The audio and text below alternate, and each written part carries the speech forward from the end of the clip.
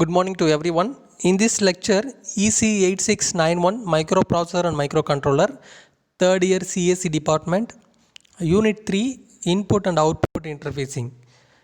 Today, we are discussing the programmable interval timer using the 8253. The timer to solve one of the most common problem in any microcomputer system, the generation of accurate time delay under the software control. The instant of setting up timing loop in the system software, the programmer configure the 8253 or 8254 to match these requirements, initialize one of the counter of the 8253 or 8254. Now the features, the 8254 is a timer or counter, generate accurate time delay, 3 independent 16-bit down counter, and the handled input from DC to 10 megahertz, and then the clock frequency. We see the features.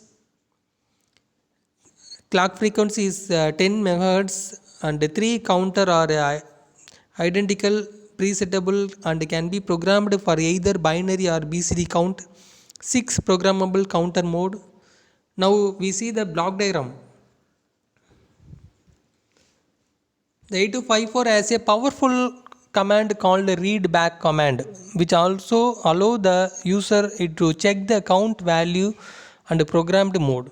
It provides 3 independent 16-bit counter, each capable of handling the clock input up to 10 MHz.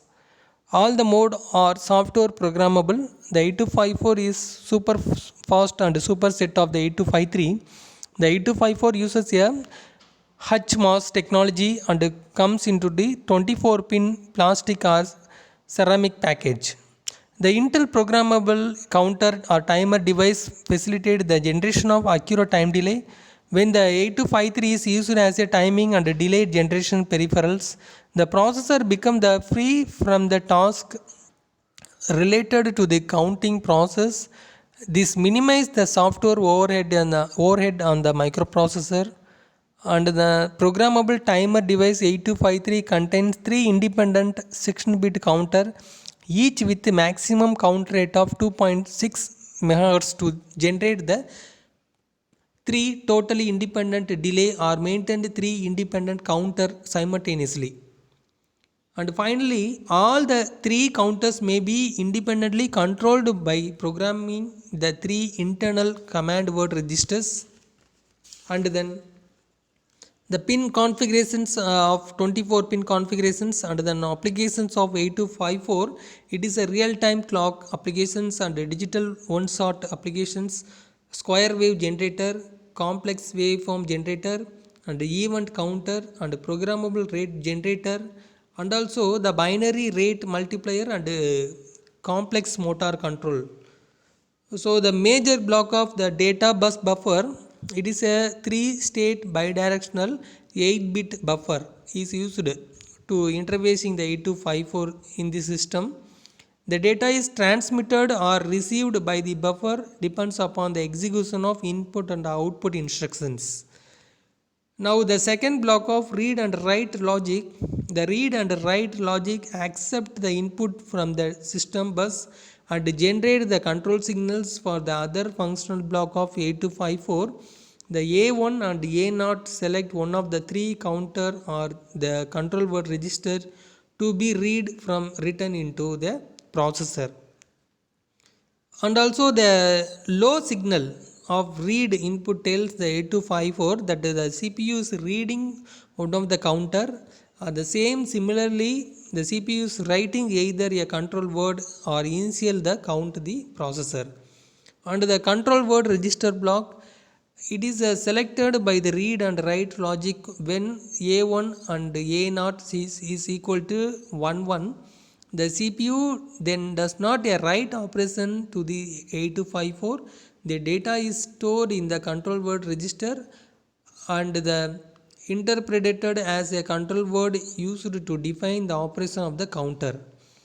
So the control word register can only written and cannot be read. So the counter 0, counter 1, counter 2, These three functional blocks are identical in operations, so only a single counter will described. Now this is a control word registers and counters. These are mode of operations.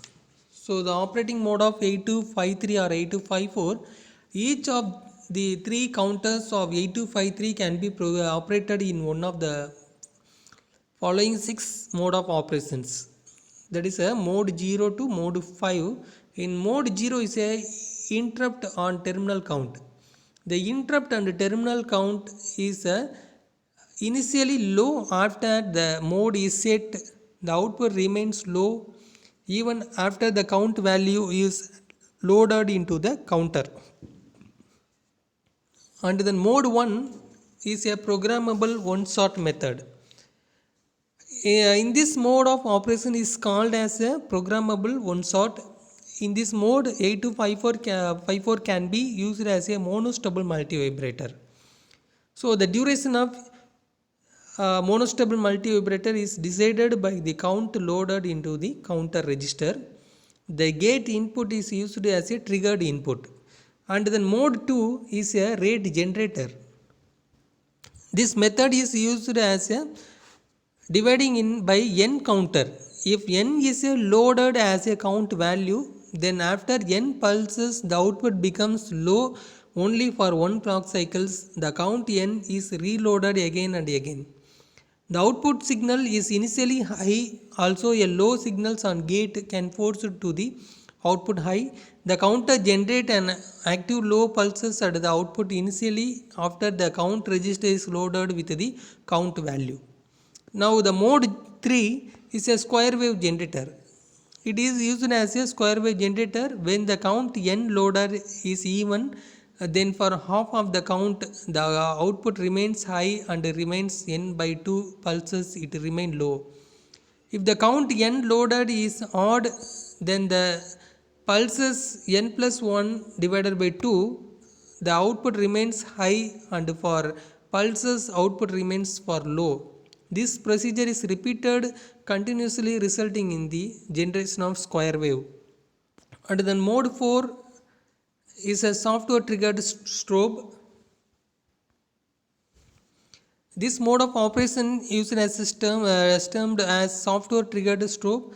After the mode is set, the output goes high when a count is loaded. The counting down start one terminal count, the output goes low for one clock cycle and then goes for high.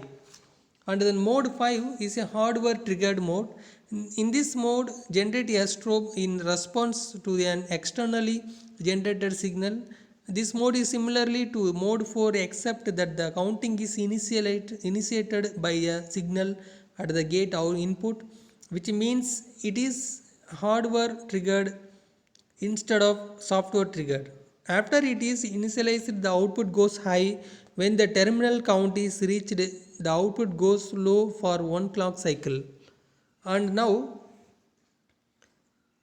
in this session we have to complete the study of 8251 timer and 8253. The three counters of 8253 can be operated in one of the processor or one of the microcontroller. Thank you for watching this video.